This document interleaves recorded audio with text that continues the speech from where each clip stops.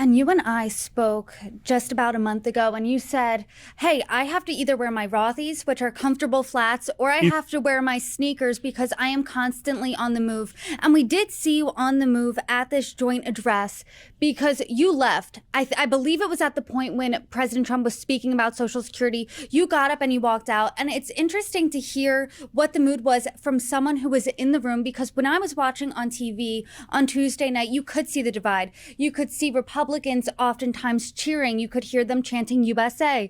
There was definitely a more somber tone on the side of the Democrats.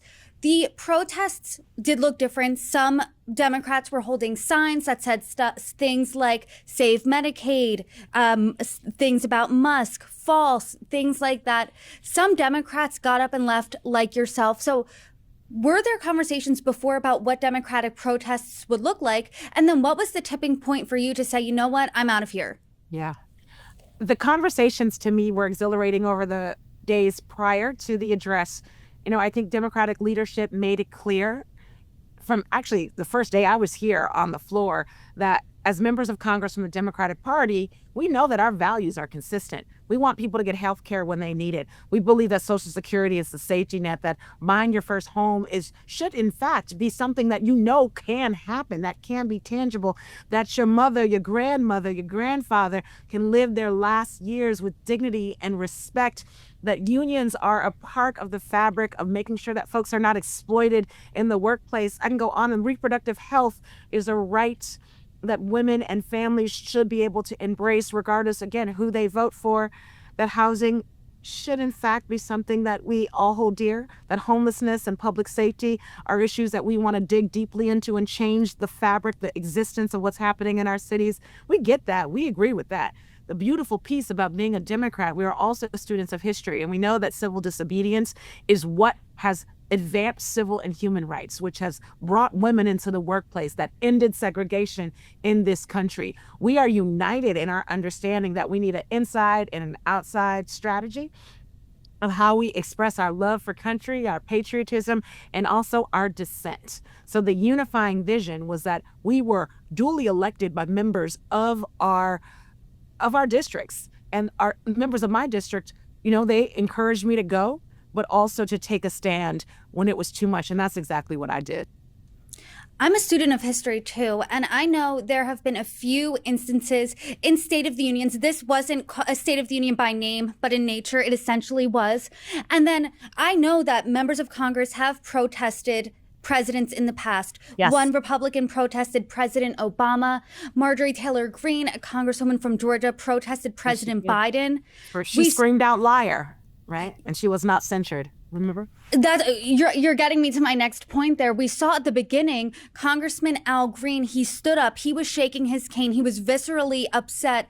He yelled to President Trump something like, you don't have a mandate. He was escorted out at the beginning of this address. Today, he was censured. What do you make of that? I just actually took my pen and I wrote out some thoughts about Mr. Green today. He rose that staff for all of us, red and blue, to tell a president who wants to be a king that he doesn't have the right to gut Medicare and Medicaid from the sick and the elderly. The righteous indignation was not just a protest, okay? It was the most patriotic thing that Mr. Green could have done. As somebody who has lived through the civil rights movement as a 77-year-old man, he took his right as a duly elected member of his house, the House of Representatives, and called a liar a liar. Now, but what he said, he didn't say what Marjorie Taylor Greene said in front of Biden. He said, you don't have a mandate to take away care from the poor and the sick. That was the truth. And what he was heckled down like we were at a neo-Klan rally by men in the back who told him to sit down. It was a visceral moment that I'll never forget in my life. I am so proud of Mr. Green. I am so proud that all Democrats, again, sat through what they knew were lies. Some walked out, some held signs.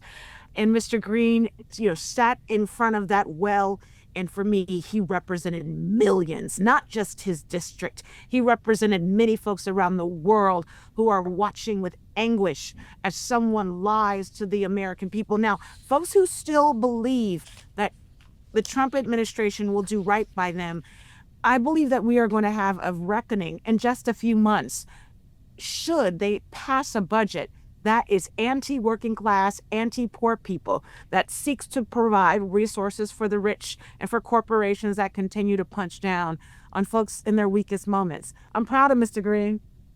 He taught me a lot.